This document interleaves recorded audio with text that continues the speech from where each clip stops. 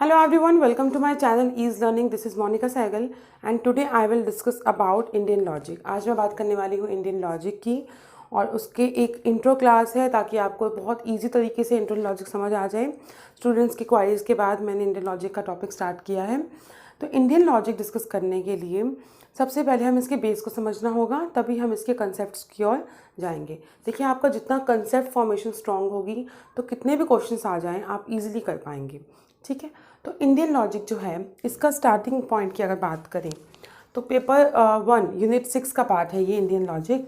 Indian school of philosophy, Indian logic जो है Indian school of philosophy से आया है, जो डिपेंड्स ऑन वेदास के हिसाब से हमने कैटेगरी की है कि इंडियन स्कूल ऑफ फिलॉसफी को वेदास के हिसाब से, वेदास के अकॉर्डिंग हमने दो कैटेगरीज में डिवाइड किया है। ऑर्थोडॉक्स वो accept the Vedas, astika not except the Vedas, that is heterodox. देखिए, ऑर्थोडॉक्स आस्तिक, जिन्हें आस्तिक कहा जाता है, यूजुअली आस्तिक हम कहते हैं जो भगवान में विश्वास रखते हैं और नास्तिक हम कहते हैं जो भगवान में विश्वास नहीं रखते। लेकिन यहाँ पे है कि आस्तिक ऑर्थोडॉक्स वो एक्सेप्ट द वेदास एंड जो नहीं एक्सेप्ट करते हेटेरोडॉक्स नास्तिक। तो उसमें आपके 6 पार्ट्स हैं आपके ऑर्थोडॉक्स में, न्याय, वैशकम, सांख्य, योगा, पूर्ण मीमांसा एंड उत्तर मीमांसा। ठीक है, हेटेरोडॉक्स में आपके 3 पार्ट हैं, मटेरियलिज्म, जैनिज्म एंड बुद्धिज्म। आपके सिलेबस में ये पहले 2 पार्ट ही इम्पॉर्टेंट हैं। ज़्यादातर आपका सिलेबस है न्याय से और वैशिका से, बाकी पार्ट जो है इम्पॉर्टेंट नहीं है। लेकिन ओरिजिन कहाँ से हुआ है, क्या न्याय का मतलब क्या है, ये कहाँ से आया, तो इसलिए आपको पता होना चाहिए। ऑर्थोडॉक्स से आया है जो एक्सेप्ट करते हैं वेदास को, और जो आपके एक्सेप्ट नहीं करते वेदास को हेटेरोडॉक्स, ये आपके सिलेबस का पार्ट नहीं है पेपर 1 के लिए। जो पेपर 2 एजुकेशन से हैं उनके लिए ये सब कुछ इंपॉर्टेंट है, उनके सिलेबस में पेपर यूनिट 1 में ये सब कुछ इंक्लूड है। क्लियर।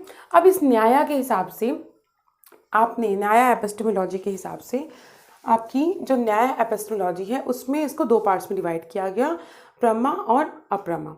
ठीक है, प्रमाण और अप्रमाण, valid source of knowledge and invalid source of knowledge, valid and invalid. अब ये एपिस्टेमोलॉजी क्या होती है? एपिस्टेमोलॉजी मतलब कि means of knowledge, source of knowledge. आप उस जिस भी टर्म की आप बात कर रहे हैं उसका नॉलेज का सोर्स क्या है। तो अगर न्याय के हिसाब से हम देखें तो वैलिड और इनवैलिड 2 टाइप की सोर्स ऑफ नॉलेज हैं, जिसे आप वैलिड सोर्स को कहेंगे प्रमाण और इसे कहेंगे अप्रमाण। ठीक है, अब इसे कहेंगे हम प्रमा और अप्रमाण जो भी है आपका। वैलिड सोर्स ऑफ नॉलेज को 4 पार्ट्स में डिवाइड किया गया, परसेप्शन, प्रत्यक्ष, इन्फ्रेंसेस अनुमान, कंपैरिजन उपमान, वर्बल टेस्टिमोनी एंड शब्द। क्लियर। इससे अगर क्वेश्चन आता है तो आपको खुश हो जाना है, क्योंकि जब आप ये पूरा सिलेबस कर लेंगे इंडियन लॉजिक का, क्योंकि लिमिटेड सिलेबस ही है, तो आपको पता है कि आपका आंसर करेक्ट है। इसके लिए तो आप श्योर रहेंगे कि आपका आंसर करेक्ट है जब आप इस टॉपिक को समझ लेंगे अच्छे से। ठीक है, तो वैलिड सोर्स ऑफ नॉलेज को 4 टाइप्स में डिवाइड कर दिया गया, परसेप्शन, प्रत्यक्ष, इन्फ्रेंसेस अनुमान, कंपैरिजन उपमान एंड वर्बल टेस्टिमोनी शब्द।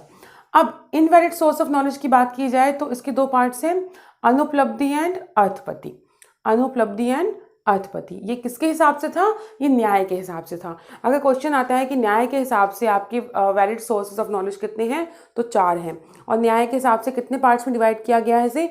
2 पार्ट्स में, वैलिड सोर्स और इनवैलिड सोर्स। क्लियर।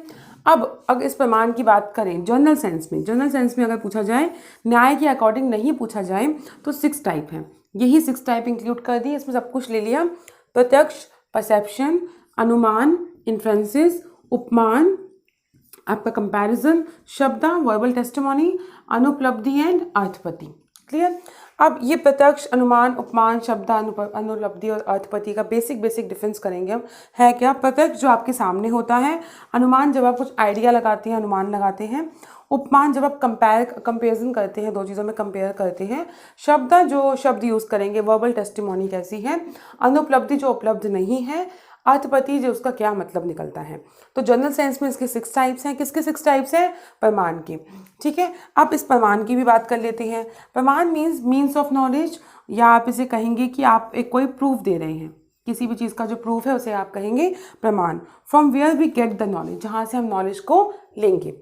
ठीक है, तो ये आपकी एक इंट्रो है। अब हम आगे नेक्स्ट क्लासेस में प्रत्यक्ष के कितने टाइप हैं, प्रत्यक्ष, अनुमान और उपमान कुछ लेंदी हैं, वो भी एक क्लास में कवर हो सकते हैं आराम से, और एक बार आप क्लास ले लेंगे तो आपको समझ आ जाएगा अच्छे से।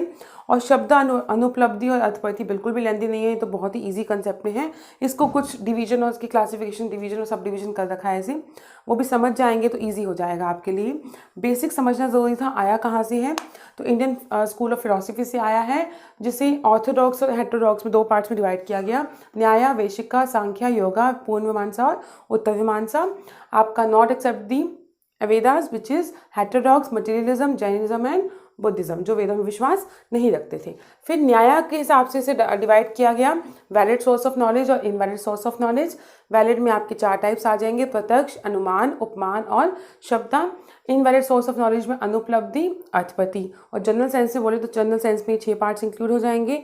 और प्रमाण क्या होता है? जो एक प्रूफ, जो एक मीन्स ऑफ नॉलेज, जहाँ से आप नॉलेज गेन करते हैं। नेक्स्ट क्लासेस में हम इनके सब डिवीजन करेंगे, जैसे हम प्रत्यक्ष को डिस्कस करेंगे, फिर अनुमान को करेंगे, उपमान को करेंगे, शब्द को करेंगे, अनुपलब्धि और अर्थपति, और आपका ये लॉजिक का पार्ट खत्म हो जाएगा। कुछ कीवर्ड्स और डिस्कस करेंगे साथ साथ। तो एक एक क्लास के टॉपिक हैं। ये आपकी इंट्रो क्लास है। आई होप आपको ये सेशन क्लियर हो गया होगा। सो प्लीज़ सब्सक्राइब करना मेरे चैनल को। आप चाहें तो व्हाट्सएप ग्रुप भी ज्वाइन कर सकते हैं। So please do not forget to subscribe to my channel and hit the bell icon for latest update. Thank you.